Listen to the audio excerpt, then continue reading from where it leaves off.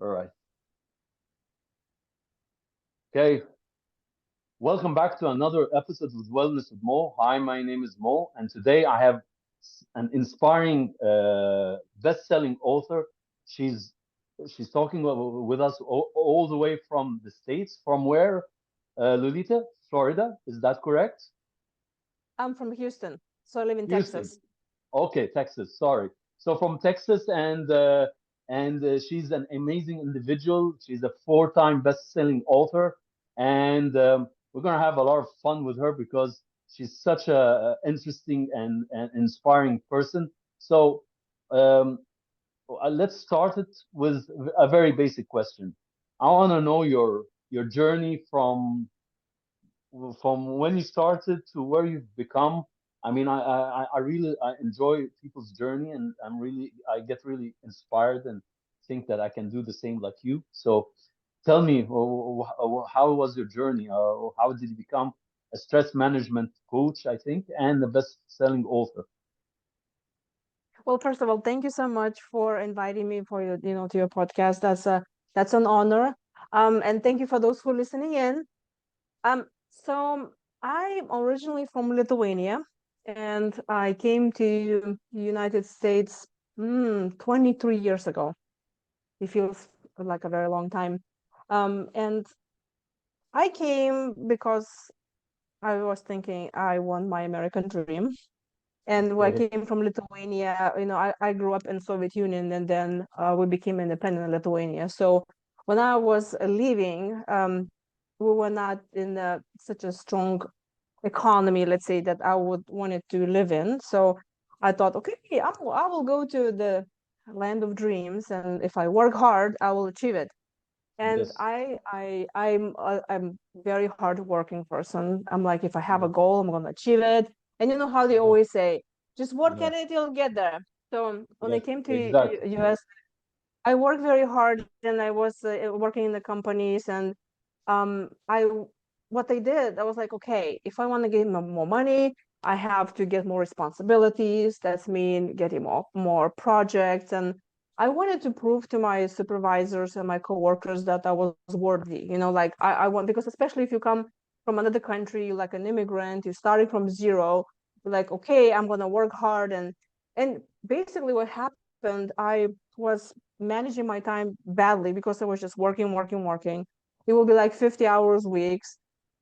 I was working overtime. I get to the point of a burnout because I had no time to exercise.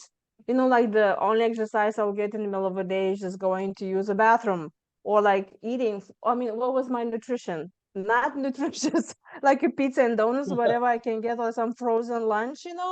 And because Okay. I wanted to make money, I was like, okay, I'm gonna make money. I'm gonna do this, and that adds up because sure, I was making more money, and I was getting more responsibilities, all of that, but it really impacted my health so much that I just became physically sick in my 30s. It Mm. totally messed up my hormones, and women who listening to this podcast know how much hormones means to the human body.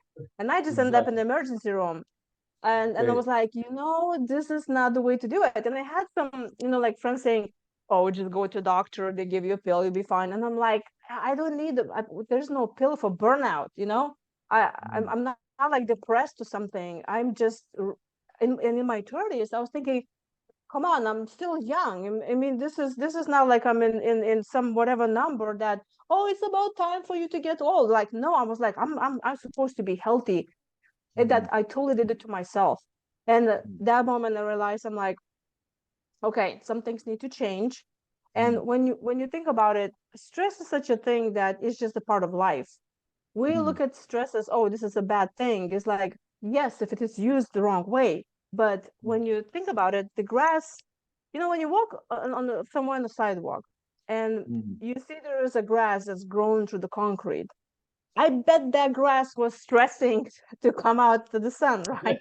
Exactly. But it Exactly. did. So Yeah. I was Yeah. like, well, there should be some natural ways how we can manage stress, and that was the time when I turned to meditation and writing diaries and yoga and health, nutrition and sleeping and all of those things. And Yeah. I became so passionate about that I was like, I was giving advices to my friends. I'm like, oh, you should do this, that worked for me. And then I Mm. was at some party and some lady said, hey, you know what, I think you should be a coach. And I'm like, never thought about that. So yeah, I didn't wake up one day and said, you know what, that'd be very nice to be a stress management coach. No, it didn't happen to me. It really Okay. arrived to me of thinking, and I became a coach, and I'm so eager to teach others how to, manage their stress out of passion, or to just spread the news. And I say stress management shouldn't be stressful, because if you're going to start thinking about, oh, that's just another thing for you to do, that's going to be very stressful. But in Yes. addition, I want to say, at some point, I also realized that I felt to me like I was not really at the bottom of things, even Mm. though there's so many great tools, like, like I just already mentioned. And Mm. there was one day I was reading a business book, actually, how to do business, because I was already a coach. Mm. And the author of the book said that she grew up in a dysfunctional family. Her dad was an alcoholic, and Mm. she mentioned the book that was specifically written for adult children of alcoholics, like, and that was me. And then I finally realized that it is very important how we grow up. And and Mm. somebody can say, well, I didn't grow up with anybody in the family being an addict. I have a perfect childhood. But I think what I'm referring to here is, overall, I think we all have traumas. Yes. Some of us have less, some of us have more, but there is always, it's just the way of life is that sometimes we as children do not get what we want. I know, like, it's Yeah. just look at the kid in the supermarket throwing a tantrum. He's not getting what he wants. Oh, yes. And but Yes. but and then, so you really need to know how to deal with that. And then I realized that, if, let's say, there will be a work environment, let's say I'll be in the meeting, something, and Mm. it'll be full of people and something will happen, I will react differently than they do, Mm. because I will be super anxious and getting the situation, it's like very hyper vigilant about everything. I will think this is the end of the world if somebody tells me a word, if they Mm. disapprove of me, if they criticize me a little bit, I immediately imagine that I'm going to get fired. I would go to those extremes. And obviously Yeah. that impacted how I was basically stressing myself out, and I didn't realize why. Mm. But so Yeah. that the last piece of the puzzle really came to me when I realized, oh, because I come from those kind of back from that kind of background, I Mm. can pay attention how I react, how I Mm. stress, and then find other ways. How I can. It's kind of like me using the same tools, but Mm. coming from the place of compassion. Because I think, so all those meditations, and there's so many tools in about stress management these days. You can, like I said, oh, you just meditate and do yoga. It's like, I'm Mm. sorry, if you're talking with a client and they're upset on the phone, you're not gonna tell them, oh, wait, can you hold a second? I'm gonna go do my yoga now for 30 minutes, so I'll be right back. That's Yeah. that's Yeah. not happening. Exactly. Yeah. So Yeah. you Well. need to know. Well. Yeah. Yeah. And, what I really notice, I mean, what you've been is saying is true, because um, people think that working hard, like you said, here, even here in Egypt, means that I'm going to be successful, and that I'm showing off to my boss and showing him, hey, hey, look at me. I'm staying staying late for you to be happy and for you to be satisfied, and I'm doing all that work. And the problem is that, because I mentor here in Egypt a lot of undergrads who just graduated from university and are starting a new job and so on. And I always tell them that, yeah, working after working hours is not working. Whatever concept or myth they have here in Egypt, because here in Egypt the myth is, we start work at midday, even though it's working hours from 9 to 5, but they start working from midday, 12 noon, and then they finish work at 8 p.m. and they say, "Wow, I work a lot hard, and I worked." Yeah, I know you work till 8, which is ridiculous because you have like 3 hours you lost in socializing, drinking coffee, socializing more, WhatsApping, Facebooking, whatever they have to waste the time, and they didn't start to work. And a lot of people here in Egypt think that what I'm saying is not it's not common sense. But I tell them it has nothing to do with setting boundaries, even in work. It has to do with your physical health. It is known, and you can correct me if I'm wrong, that the body starts to lose its willpower at, by 5, 6 p.m. You feel that your energy starts to fade slowly, slowly, because you are starting to get to that point where you want to go to sleep early and start the next day. So there is no point to fight, the idea of I have to work hard so I impress my boss. And ever since I started after COVID, I decided to take like your journey. I decided to look after myself because in the corporate world, I had the same thing for my last job. I was very depressed. I went to the hospital twice because I had heart surgery very long time ago, open heart surgery, very long time when I was born. So that was it has nothing to do with my stress. But knowing my history, I'm always afraid that uh, for me something will happen because I always hear and listen to very weird cases. That guy, he had a heart attack and he was only 30 and he died. Oh my God. So we're dying young now. And how about the old, the senior citizens or the old people? I mean, what did we leave them if they were able to live all that time, and we're dying young because of stress, burnout, and a lot of other diseases that are all related to how we live. So my question to you is, after what we went through in 2020 and 2021 in COVID, for me in Egypt, I haven't realized any change in, you know, mindset of applying wellness programs or reducing the stress. Or they say they have wellness programs and they hire wellness HR directors and so on and so forth. But I've been in this wellness business and this scene for the past 3 years, and I haven't seen any change. In actual fact, everything's going the opposite here in Egypt because of the economy, because of the currency, and because of people are not able to find jobs, and because of regional wars and other things that are impacting. Because we live in a small world. I mean, everything is connected with it. If you have a war in Europe, it impacts you in Egypt. If you have a war in the Middle East, it impacts you in the States. So I haven't seen anything. So can you tell me why would did that happen, or why are the companies not taking it serious? I think any change, I believe, can be done only two ways.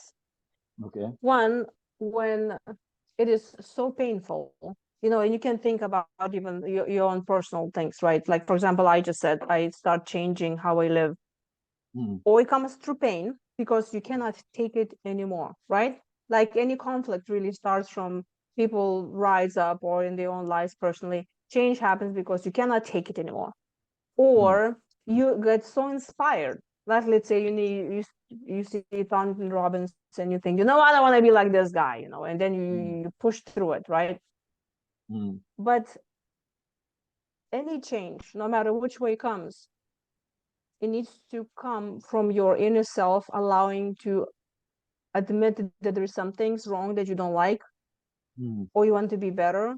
And then the key is to actually allowing the change.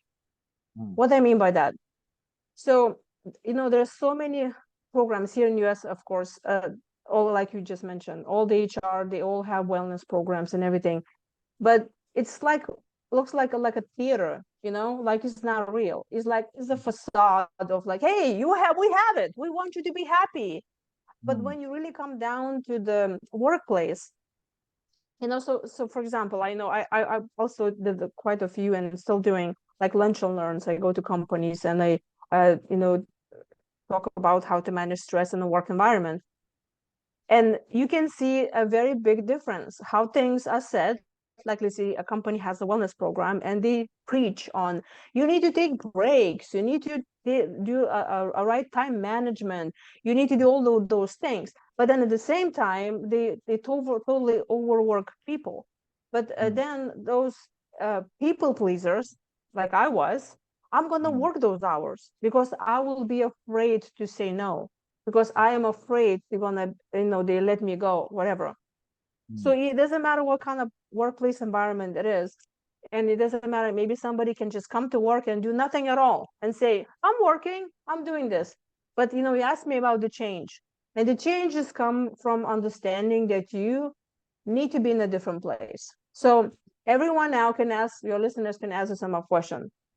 If you will have another 100 years to live, mm, would you want to be doing exactly what you've been doing now?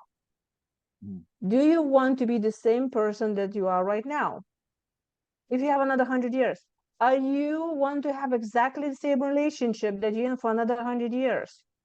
And if the answer is like, no way, I don't want to be in this for another 100 years, this mm, means the change needs to happen.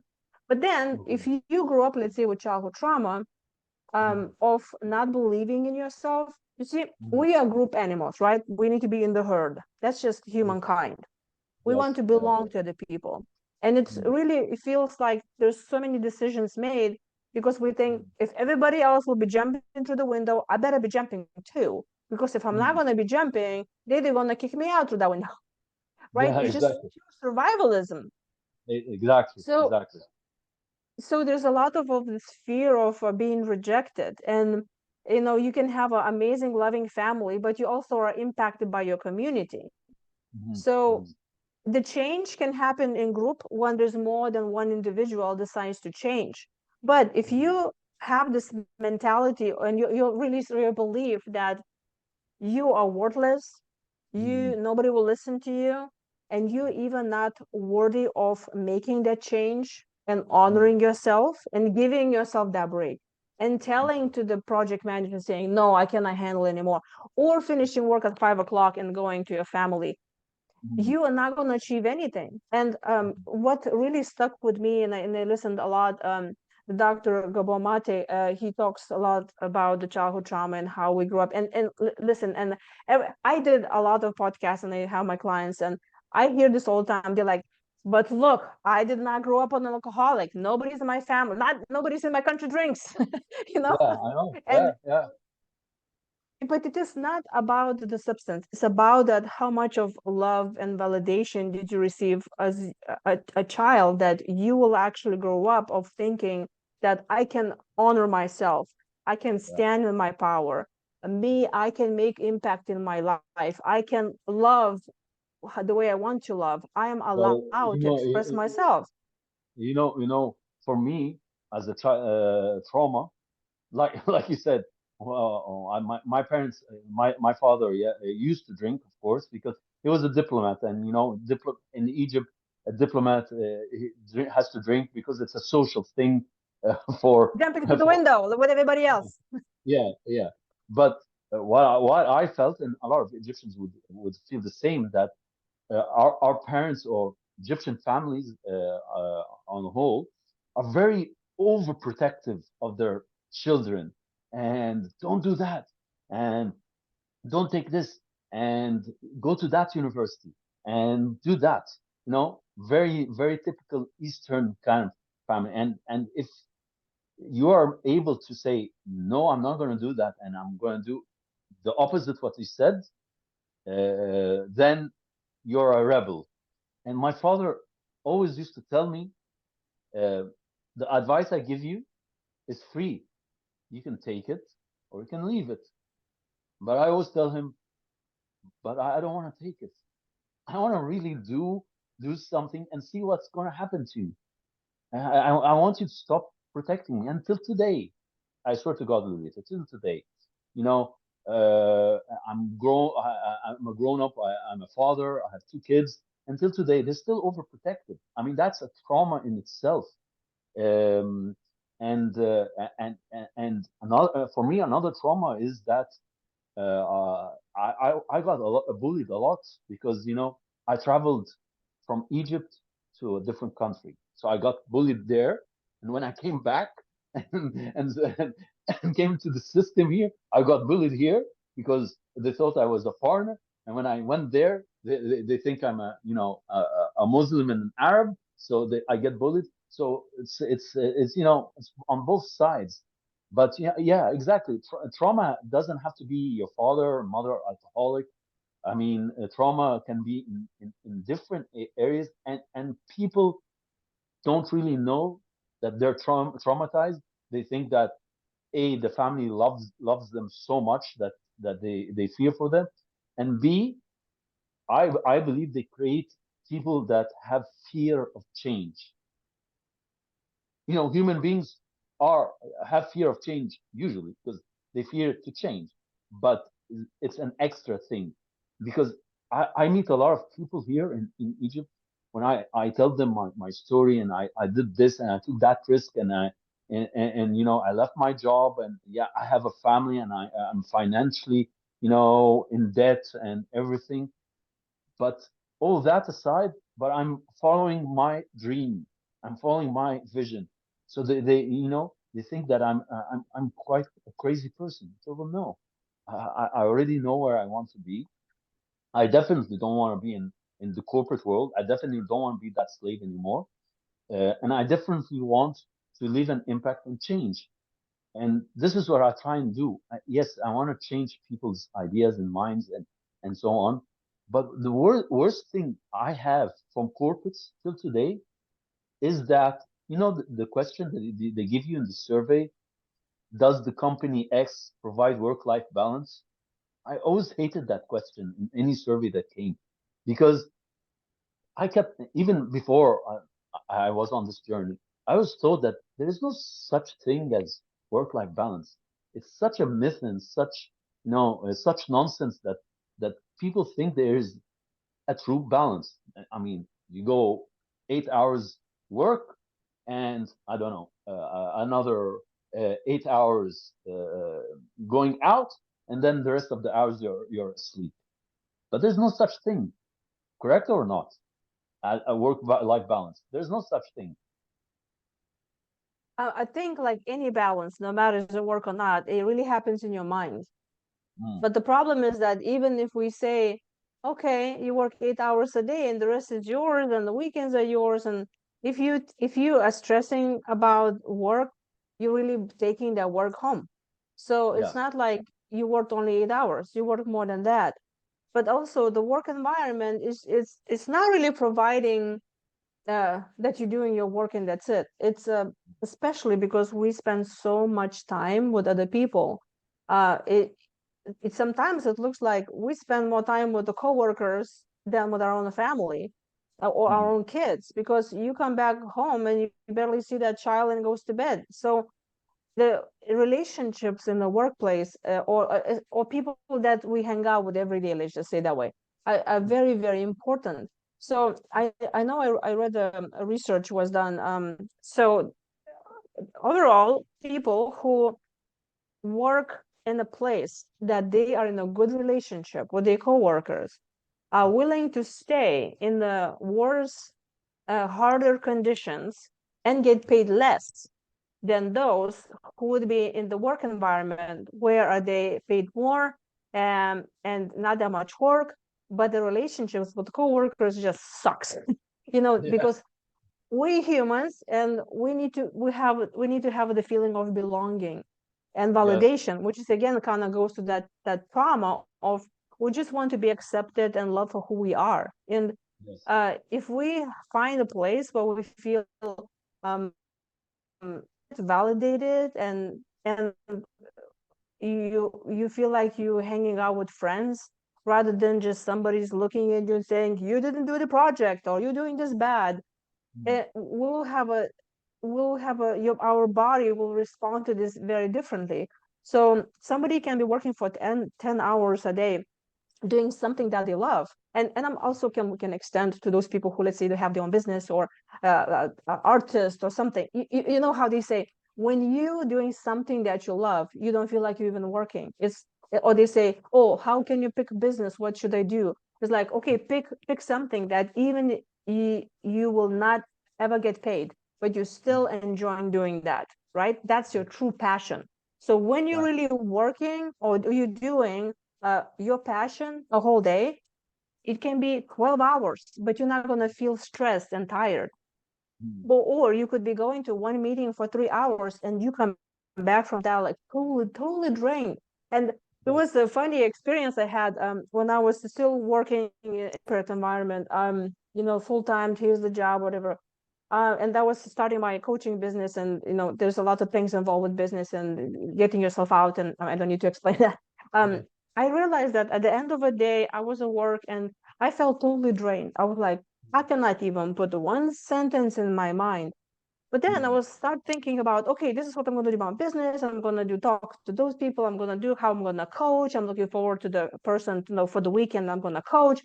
My energy immediately changed just like that. And then I Yes. realized, I'm like, oh, so I actually the energy really you generated. It's not like Yes. like Brendan Burchard said, the power plant does not have energy, it generates the energy. So I Generous. think the Yeah. key is it's how it's just in your mindset. Are you doing what you want to do? But that also comes again. Are you allowing yourself to express yourself? Are you allowing to honor yourself? And I want to extend this, kind of circle back to the what you were saying about the work environment and all the people is, Mm. if only all of us will allow ourselves to be ourselves, Mm. like Mm. the world will be a so much better place. But it Yeah. goes from generation to generation. And like when I talk about the childhood trauma, I in one of the books I contributed the chapter that's also a best-selling book. I talk about how I forgave my father. Mm. And so when overall you think about stress and about any conflict, you have to change the mindset about, how what they say, when you change the way you look at things, things change. Mhm. And the forgiveness came to me realizing that it's not like there's never anyone wakes up in the morning and says, you know what, I'm gonna go hurt my kids today. Mhm. That can happen, Yeah. right? Yeah. I Yeah. think only hurt people hurt others. Mhm. Only when somebody is dishonored, invalidated, they feel not loved, not seen, they will harm themselves and others. I think all the conflicts in the world is happening from that place, because there's no way that a happy person would like to hurt others. Exactly. Only when there's so much suffering, then they hurt others to make them hurt. They like, look at me, I need this. Mm. So then when I realized also that, like, my father did not have a happy childhood either. Although they had money and it looks like a healthy family, he didn't get Mm. the validation from his parents, and he was suffering. So he was Mm. addicted to alcohol to soothe himself. It's not Mm. like he didn't pay attention to me when I was a child or was yelling at me all drunk. It was Mm. not because he hated me. It's not because that he was like, I want to hurt her. No, because he was Mm. himself this 3 years old toddler who was in Mm. pain, and he didn't know how to process those emotions. Yes. Yes. And that goes from generation to generation, because we don't know how to address our emotions and how to deal with this. So if we can get, and a change happens with more than one person realizing, like, hey, you know what, I can honor myself and it's okay to love myself. And here's another thing that is, it can get triggered easily. When I heard about self-love, I immediately went into like, no, because we used to being like, oh, you selfish, you shouldn't be Yeah. selfish, you should sacrifice yourself for others. But when I coach my clients, I'm like, let's say you'll be a single mother with few kids, and she's like, I really want to make this happen. I want to show my Mm. family I can do this. My kids depend on me. And I say just simple exercise. I said, and I do this for my speaking engagements. It always works. I say, okay, Mm. I get a glass of water, and they say, Mm. how heavy this glass is. What do you think? And people, Okay. oh, well, I don't know. And I said, you know what? How heavy it is, depending Mm. how long I'm gonna hold it. Yeah. Yeah. That's stress. If you will be Okay. putting this glass every hour, you Mm, can do this for years, okay? So mm, that's the same as with stress. And so like one tip. So we have phones now. Okay, let's use for something good. mm, Set an alarm, and every hour, of course, again, a disclaimer: if you're driving, operating heavy machinery, do not hurt yourself. But if let's say you're sitting somewhere comfortably, just make your phone ring every hour, and then for 1 minute, 1 minute, just close your eyes, disconnect from whatever you're doing, just mm, breathe, and tell mm, yourself, I'm just doing for 1 minute. And if mm, you're such a controlling freak, you're like, oh my gosh, I'm gonna fall asleep, or how is it happening? Put an mm. alarm to give you a sign that now you can open your eyes and proceed if you really want Yeah. that control. Oh, yeah. Now, Yeah. there's a lot of times that I have my clients, they like, oh, immediately there is this guilt of, oh my gosh, I'm doing this for myself. So how Mm, do we deal with this feeling? It is, just think about it. We all live with group of people, right? We do mm, with families and communities. And somebody can say like, oh, you have no kids, no husband, no wife, whatever, nobody cares about you. No, there are still friends, there are some family mm. members that do care about you, so you're impacting them too. Yes. So if you have problem of thinking that you don't deserve to help yourself and love Mm, yourself and take care of yourself, just think about mm, it. You cannot pour out of the empty pitch, right? mm. So Yeah. in order to give to others, you need to fulfill yourself. It's kind of like that airplane. I mean, I know everybody says the same thing, like put your mask on first before you help the other one. But it's Yeah. true. It's Yeah. like one thing is to laugh about it, but you really start thinking like, are you really doing that? And if you Mm, feel guilty, just think about it. It's not only about you. You're yeah. impacting people around you. And it comes to like work environment, if those and I deal a lot with the business owners and the Yeah. management of companies, and they like, well, we have this problem with this turnaround, like we have people come in, they burn out, they don't like, they Yeah. leave. And it's Yeah. like you have to provide them with opportunities that they can take care of themselves. And Yeah. when you get a The problem is even, you know, we've noticed. I have a group of coaches, lovely ladies. Each one is an expert in a different area of wellness. Like nutrition, and there's the hypnosis, hypnotherapy, and I myself, I'm a mindfulness coach, and we'll have different things. And we noticed that a even if the company, and this is the weird thing, even if the company provides uh, wellness programs and good opportunities, the employees don't take it. I don't know why, and they just like to complain. Yeah, the management is not doing it. Okay, yeah. So what do you want them to do? If you want them, to take the action themselves and come and knock on your door and say, please, please, please do take this, no one's going to do that. I mean, there is a responsibility for top management, a huge responsibility, and there is also a responsibility for the employee. So again, it comes back to the mindset. If someone wants to change, then he will change. He doesn't need to a push from the top management. And at the same time, top management companies here in Egypt spend millions of pounds on insurance. Medical insurance. I know it is a benefit for for for the employees, but if you think of it logically, the money that is poured into that medical insurance can be poured into a wellness program, which would cost less than what they spend on the medical insurance. And at least we can somehow guarantee that people will not have, diabetes, will not have heart issues, will not have insomnia, will not have physical pain, will not feel depressed or anxious, or all those mixed feelings. I mean, they will be less. So it's very weird. And the interesting thing, I'm glad that you said about uh, the alarm thing, because that was my other question. Because I want my listeners to hear something new, because I've been telling them, you need to meditate, you need to breathe, you need to journal, you need to acknowledge and accept your feelings. But I want to understand from your side, are there any other methods of stress release that they can do other than these? Well, number one thing is, as we know, we get sick because the body keeps the score, right? The book is Yeah. really, it really shows that. Um, Getting tips and tricks how to manage your stress or participating in a wellness program, it Mm, is like buying a cookbook, as they say. mm, Just because you bought the cookbook, it doesn't mean that you will have dinner on the table.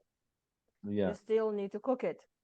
Mm, So, good. how is one starts cooking? By Mm, having a desire to cook, right? mm, mm, Or implement those stress management techniques. If mm, somebody does not believe that they mm, deserve to be in a better place, you cannot make someone to do it. I mm, like this here. I heard when I came here to America, I heard this saying. It says, "You can take the horse to the river, but you cannot mhm. make him drink it." And it really goes well with people that I deal, and especially the clients I coach. It is Ah, because if somebody does not believe that mm, they worthy of change, they will not do it. mm, Then they mhm, also, like we said at the beginning of this conversation, we belong to the group of people. And mhm, because we are afraid that we'll be excluded and hence die, we will mhm, continue doing exactly the same habits. So, like for mhm, example, you can have a family who suffer from diabetes, and then mhm, you look at them, and the kids look exactly, obese like their parents.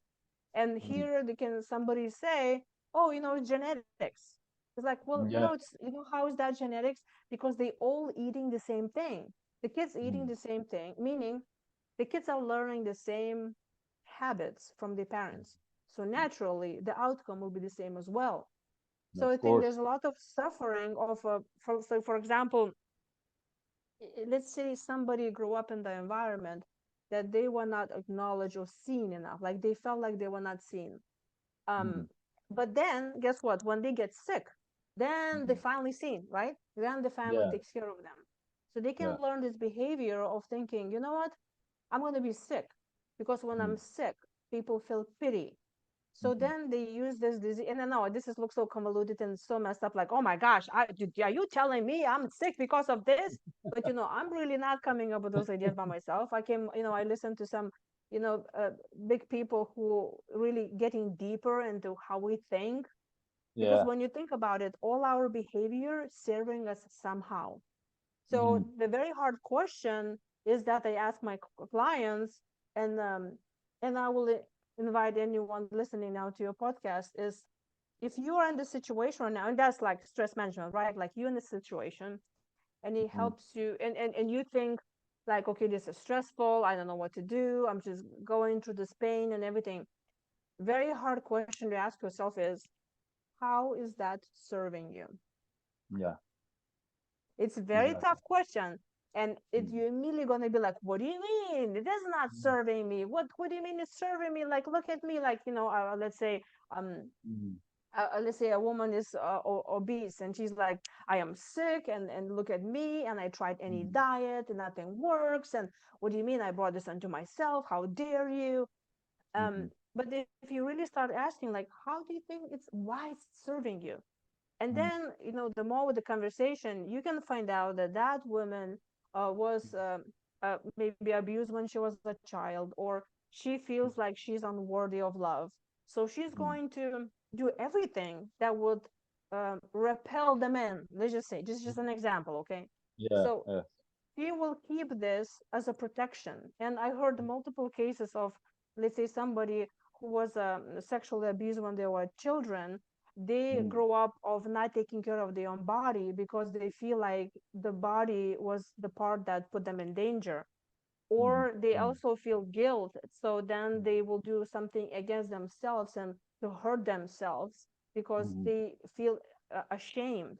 So Yeah. it goes, of course, very, very, very deep. So Mhm, when you're in this situation, you always ask yourself, how is that serving you? And for example, I can give an example for myself. When I was working in the environment that I was pushing myself and I was working so hard and I really mhm, burned out, right? Made mhm, myself sick, really. And then I asked myself the same question. Of course, later, years later, I was like, well, okay, how that situation served me at the moment? mm, Because when I grew up in the environment of not believing myself that I'm worthy, and it's like, okay, if I, and that's like Dr. Gabor Mate said, if you did not feel loved, yeah, then you made yourself useful. So mm, that's mean the group of people will not discard you because you're mm, useful, right? So they're not gonna keep you around because you loved. Like, mm, okay, I figured out you don't love me. Oh, okay. How is the mm, other way that they will not discard me? Oh, I can be useful. So then mm, when you're an adult, you become workaholic and you keep on pushing yourself for better. And the a lot of people who are perfectionists, they do mm, not believe is that whatever they did already it's enough. So they keep on pushing themselves to be better and better and better. But it's like a running to reach the horizon. It never yeah, ends. And exactly, so exactly. there's a lot of why is this serving you? You need to always ask yourself, what is the real problem there? And then when Yeah, you see what it is, what you need to heal, how you need to honor yourself, how you need to love and respect yourself and give yourself space to be who you are, then the change can start happening and actually you can see results. yeah, yeah. I agree with you totally. Um, one of the first few things that I usually tell people is that in when we coach about mindfulness and how to be present in the moment and how to accept our our emotions and everything. So I always tell them that the first thing is you need to not judge yourself. We are very harsh critics about ourselves. We're harsher than even criticizing others. And sometimes, to be honest, sometimes I do that. And when I catch myself doing that, I say, "Oh yeah, I'm doing that. I'm doing that thing that I shouldn't be doing, and I'm preaching it to other people." Yeah, yeah. No, no, no. I'm okay. I'm okay. I love myself. I'm fine because, I mean, we're only human beings. We're not angels. So we're always we can always make mistakes. Um, and part of that problem of workaholics and on perfectionists is that they don't believe in failure. The word failure for them is means weakness, and I always try and tell them failure is the best teacher in life, because if you learn the lessons that made you fail, you will know not to fail next time. And I always tell them all the successful people around this world, the Mark Zuckerbergs, the Bill Gates, the the Will Smiths, the most talented celebrities in the world, all of them, they all failed. I mean, no one was born a success, because if we were born a success, then where's the hard work that went with it? I mean, and that is that is the problem I face with a lot of younger generations. The generations that are in the age of my son, who's is in his teens, and maybe the older ones. They always want gratification, instant gratification. They always want to make quick money. They don't want to stress out. I mean, they don't want to always avoid it, and you can't do that. I mean, part of living is being stressed, but stressed in a moderate sense that motivates you and makes you push yourself further and further without going to that area of red, which is the burnout. And the problem is that people here, and maybe in the States and maybe around the world, don't know when to stop. I mean, that thin line between moderate stress and burnout. It's so thin that they think that because they're working hard, they want to impress their boss, so they're going to get that promotion, and they don't really know that. Like you said, after a while, they just go boom, collapse, and they go to the ER. That's it. And would the boss do anything? Would the company do anything? Just give them a pat on the back. Oh, it's okay, no problem. And And if you can't continue as a, they will fire you, lay you off, and get two, three people with the same price of your salary. You know, and this is how it happens in Egypt. Uh, and so people are are are always complaining, and I always meet them. They're always complaining that they're stressed. They're always complaining that nothing's going right for them. And I always ask them one question. So, what are you going to do? All that's going to happen. What is your first step? What are you going to do? You need to look in the mirror and stop putting the blame on everyone else except yourself. So that's basically And it. yeah, I like what you say.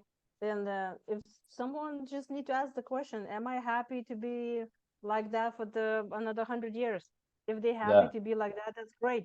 And also, Mm, how's that serving them? If it's serving them, and they're like, yeah, that's how, there was it just reminded me, um, I was driving with my parents to Florida and a few years back, right after pandemic, and uh, it was a very beautiful, peaceful drive. We were listening to music and we're just chatting, whatever.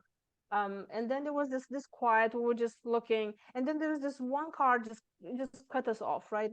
And my mom immediately started complaining. She's like, "Oh, look at this car! They cut us off!" And I was listening. I'm thinking there was really no need to complain. And I said, "Why are you complaining about such a thing that does not really impact our lives at all?" And mm. she said, I will never forget this. She said, "Because there's nothing else to talk about." Oh, I'm yeah. like, "Oh, okay, okay." So this is just, so then I realized I started looking at other people that in my life were complaining, and I realized, oh, Mm, this is just their way of just having a conversation. And if yeah. you hang out with some particular people groups, you can see what like a major teams are. Meaning, Yeah. like we are the part of the group, so we're gonna do whatever the group says, right? In order to be accepted in the group. And Yeah. it's like, Yeah. okay, so is this really you complaining because you need help, or you Mm, asking me to help you, or is it you complaining because you just like complaining? So yeah. the individual need to ask themselves, am I really happy in this place? So if they're happy, Mm, great, we just let them complain. mm. Because when I said, um, you cannot make the horse to drink it, it is Yeah. also very I understood this about my family, that when I already started being on this journey of honoring myself, loving myself, and doing meditations, and anything, like anything that has to do with self-care, I try to Mm, tell this to my parents, like, oh, okay, look, you can do this, you can do this. And I realized I cannot make them do that, because yeah. you cannot make anyone to do anything. We're all doing it from ourselves. And even though it looks like, oh, they making me to do this, right? It is Mm, because of self-preservation. You allowing them to do this. Like, you're the one mm, who making decision, because, like, especially where there is like a kid and a parent mm. dynamic, is like, we all kids, obviously, we all had parents. We want to Yeah. honor our parents. We want to Of please course. them. We want Of that they course. will be proud of us. We want to do Mm, what they tell us to do. And even though if somebody says, hey, I'm giving you advice, you can take it, you can leave it.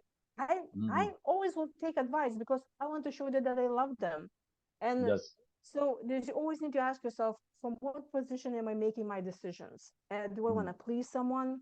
Or mm, I really following my true calling? And mm, I learned a message that there's a lot of stress comes from taking care of others. Like, for mm, example, you have kids, you have parents, and especially it's super hard when somebody's, let's say, physically ill in your family. mm, mm, Somebody's have some illness, and you try them to tell them, look, stop eating sugar, for example, right? mm. And will Yeah. stop Yeah. smoking or something. Yeah. And Yeah. you see them suffering, you see them physically in Mm, pain, and you feel mm. totally helpless, because you're trying them to make them making that impact, but they're not doing Yeah. it the way you want to do. And Yeah. Yeah. that was hard for me also to understand as a coach, and as Mm. a just human being, realizing that we have to honor other pain too. Yeah. Everybody Yeah. have their own, let's say, soul journey, or whatever you call it. Mm, Even pains us to see them mm. suffer. We have to honor their choice. Of And it's course. Of very, very course. hard to do. But when you Yeah. change what helped me is when I understood that I need to change a point of view about things, the way I see them. Mm, And when I mm, assigned a bigger picture, and I read a great book about how to that stress is not so bad for you, because if you can make the point, and I can talk for hours, but I swear I'll stop soon. um, mm, it's about how you see the situation. So when mm, I realized that, let's say if I am in a conflict with something, I feel stressful, and if I see that it's somehow like you kind of like zoom out and you see the bigger mm. picture, and you see Yeah. like, you know what, this is actually for the better. Like, Mm, let's say somebody has a disease, and maybe they will be always smoking and mm, not taking care of family or whatever, and then the disease strikes and they're like, oh my gosh, I have cancer, I'm gonna die. And this is the mm, moment when the change happens for them because they want mm, to. And then they say, you know mm, what, no, I love my family, I want to spend time with my kids, I want to live life. Their life mm. changed because of the diagnosis. And Yeah. then, they live, or they, whatever happens. But there's always everything, I think, in life serves bigger purpose. And if we Mm, understand, like, all of this is just an experience, and mm. we're doing the best that we can in any moment, and forgiving ourselves and others, and understanding that, you know what, Yeah. they also doing it from the best they can. Of Nobody course. is hurting on purpose something. Only if the hurt people hurt others. This is all Mm, serving you somehow. You just need to mm, have forgiveness towards yourself mm, and others, and understand they mm. doing the best they can too. And if we can Yes. honor ourselves and others just to be in this unique way, and it's okay to be different, and it's Mm, okay to take care of yourself, because if you take care of yourself, you can take care of others. I think then mm, we can move towards of a more of healing and more of love and less of stress, to mm. changing the mindset. And it is work, but I think it's possible. Okay, that's great. That's great. So I wanted to ask you, uh, what is one word or one sentence that best describes you, Lolita? Well, you see, it all depends. How do I see myself in a different situation? Because I don't think that we like one word. It's if you will ask me about one word how I can describe myself in the morning, I will say cranky. But if you will ask me what I'm doing right now, for example, in this podcast, I will say uh, happy, because that I love spreading the word, and if I inspired anyone who's still listening to us up till now, that just that just made my day. I Yeah, think that's the I would say, if I need to tell myself one word, I would say I think I'm flexible, because I can flexible. be who I want to be in any given situation, and I understand that I may be not happy of what I do sometimes, or what I feel Okay. sometimes. But really acknowledging and honoring who you are, and it's okay. It's Yeah, just because you're different in something, it doesn't mean it's wrong. It's just yeah. different, and different is good, because that's what life is. you know I think Mm, that's where it starts. that's great. That's great. So tell me one final question. What's Lolita's dream? Well, I would love to live in peace and love, because that's, I think, what all of us want. So if we Yeah. and there will be a day that we can accept ourselves and be in really peace. And Mm, my dream would be having no war in the world. And because I think deep mm, down all of us want the same thing. We want to be yeah, happy, want to be yeah, healthy, we want to enjoy life. That's mm, Everybody wants the same thing. yeah. That's that's amazing. Thank you very much, Lolita, for honoring us on the podcast. I mean, I've learned a lot from you. You're such an inspiring person and very funny person. Really, very funny person, and you're such an amazing human being, and I really wish and hope for you the best and all the happiness. And hopefully we can meet here in Egypt, or if I come to Houston, I hope so. One day I can meet you, and we can discuss more about other issues, because I believe that you're such a model and such a powerful woman.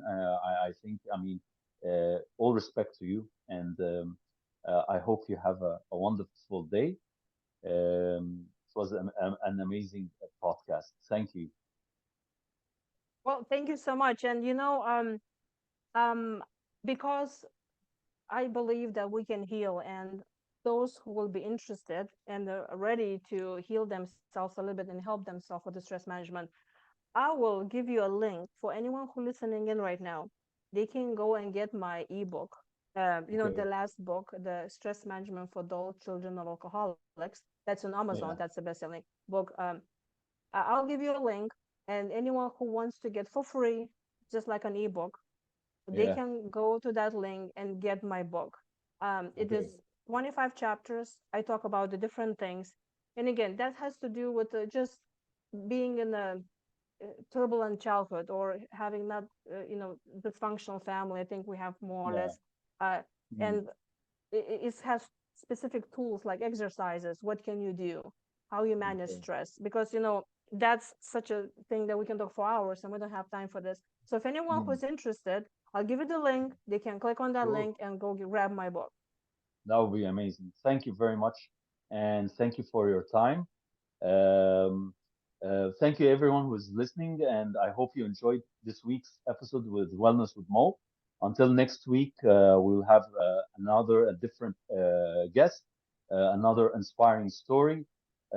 Hopefully, it will be as interesting as today's. So, God bless you and be safe. And until next week, be mindful.